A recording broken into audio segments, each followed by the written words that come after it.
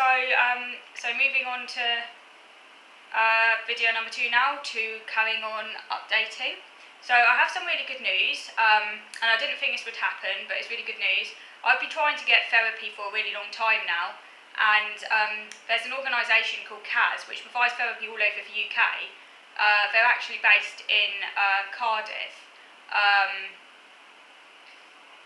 and they're Autism Pacific, and I've recently managed to secure therapy with them, but it's a lot of money. It's like something ridiculous, like £96 an hour or something, which I wasn't going to pay out of my own purse. Like, it's not like I'm rolling in money, and that's a lot of money, and we're talking weekly, possibly, yeah, I mean, it could come to about a lot of money, basically.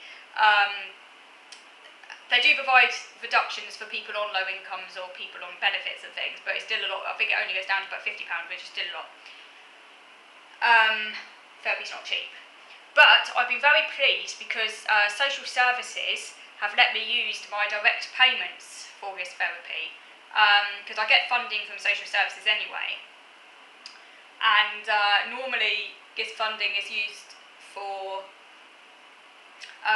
support workers to help me burn a house. You know, a lot of things my dad is now doing because I can't see a support worker at the moment because of OCD and everything around COVID. But normally that's what my support workers help me with, and they would help me do the garden and other things. Hopefully eventually that will happen again, but you know, at the moment it's just too much, overwhelming. So I really need therapy to help me get back on the straight and narrow while this COVID hopefully burns itself out in due course, and the disease can go and do one, and which hopefully in time things will become a lot safer anyway once the vaccination has been well established and everything. That's the hope. But yeah, like I say, I do need a lot of therapy going forward, and this process could take a very long time. You know, we're talking possibly years, because unfortunately my problems are very, very deeply entrenched. They're not going to get better straight away. It's a long, long, long process moving forward, and I'm hoping that the disease will start to become less of a problem, and that also will help me psychologically as well if things do literally become safer, which hopefully they will do in time. So going off a bit of tangent, what I was going to say is that yes, social services have allowed me to use my direct payments on this private therapy. At first they were saying no, they were like digging their heels in and going, no, this isn't within the remit, because obviously it's a therapy service, and they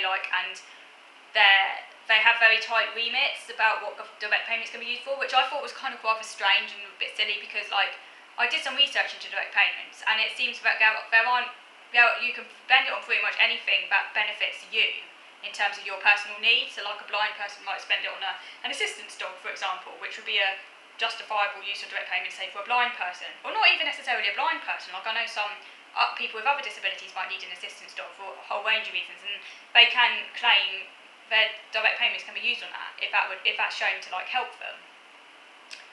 And according to my research, the only things that you can't spend direct payments on are obviously anything illegal, that goes without saying, and obviously you can't spend it on, so you know, obviously not gambling and stuff like that, well, that goes without saying, obviously. Can you imagine the outrage? And you're not allowed to spend it on the NHS, well, for obvious reasons, because the NHS is a publicly funded service, and that would be, you know, ethically wrong, and that's obvious as well. And it says you're not allowed to spend it on health things, which I don't quite understand, because health can mean literally anything. I mean, having a support worker helping me around a house is kind of beneficial for my health, and is part of my health. So health is a kind of a nebulous term, and it's like big quotation marks there. So I did a lot of research, and it really didn't seem to me that there was anything that would contravene me using the money on this private therapy, apart from maybe if they could argue that therapy comes under health. But it's not NHS, it's private therapy. And I did send an email to them telling them this, and also of course that we're supposed to have choice, and it's all meant to be personalised, and it's meant to be something that will improve your physical or mental health, you know, as to meet your needs. And obviously needs do change, you know, needs aren't rigid, they change. You know, it's almost like I'm a bit too flexible for the system, which is ironic. The system is supposedly, in theory, meant to accommodate changing needs and circumstances. When it actually comes down to it, no, it doesn't. And you do have to often fight your corner, which I did. And it paid off. As they do say, those who shout the loudest tend to get results, and it did work. I kept on sending them emails, I kept on showing my research and my arguments, and I ended up getting what I wanted. And actually, I think they were just being awkward. I just think it was purely that. And maybe actually I didn't even really know that much about direct payments, because I did the research and I found out that actually I'm perfectly within my entitlements to spend it on this. Whew. But anyway, so we got results, and they then said, well, because of the exceptional circumstances, obviously like with COVID and stuff, and because I'm in a really untenable position and I can't use the funding that I would normally on support worker input, but they're now allowing me to use it on this private therapy. So results. So now I'm just trying to get the ball rolling really, and I need intensive therapy, every week, possibly several hours a week, going forward, because my problems are so entrenched. This is going to be a long one. But they are trained in autism. These are trained counsellors, qualified counsellors in autism and mental health, which you can't get on the NHS, because counsellors and therapists on the NHS often are just simply not trained in autism, which is really bad. And you often therefore get a second-class service. In actual fact, many people get a second-class service, not just autistic people, and it's really wrong, and it's because the NHS mental health services are underfunded. And I support the NHS. The NHS is great. I'm a socialist, so of course I support it. But it's just underfunded which is really wrong. So then, obviously, if you need support and everything, obviously, if you do have the money, you can understand why people do go private, because you have to when your needs are dire. You sometimes do have to put your principles to one side when you really need support, because life is complicated like that. And the NHS should be more funded, and it doesn't get enough funding, and that's really bad. And the money is there, it's just priorities. They just don't seem to care about mental health, and it's just really wrong, because they end up then having to pay more money, so it doesn't actually make sense economically. Whereas if they funded it well to begin with, then ultimately they wouldn't have to pay so much in the long run, so it doesn't make sense. But yeah. But anyway, like I say, I'm very pleased because I've got what I wanted. So resistance does pay off sometimes. Because I thought they were keeping on having to say no, and I thought, oh god, how long is this going to take? And I was thinking I need to get an advocate involved and stuff.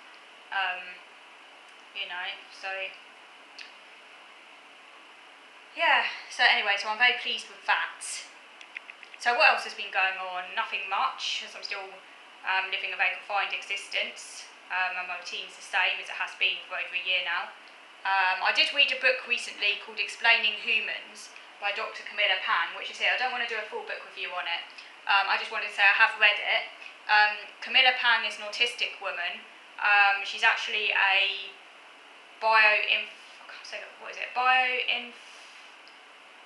she works in bioinformatics, that's it. She's a scientist. She's got a PhD, and she has autism and ADHD, and she wrote this book called What Science Could Teach Us About Life, Love and Relationships. It's very sciencey, this book, so if you're not really into science or you don't really understand science, it might not be a good book for you. It doesn't cover too much of her life. There are little bits about her life and her experiences, but it is mainly about it's really about how science can illuminate relationships and things that she finds difficult. I did find some of the analogies, like for example between proteins and different personalities. I did find some of the analogies a little bit far-fetched, and I didn't quite understand how what goes on a biological level in the body can apply to relationships. But these are just analogies that Camilla herself has formed as a way of helping her navigate the confusing social world as she grew up. It was alright, this book, and I did learn a little bit more about science and about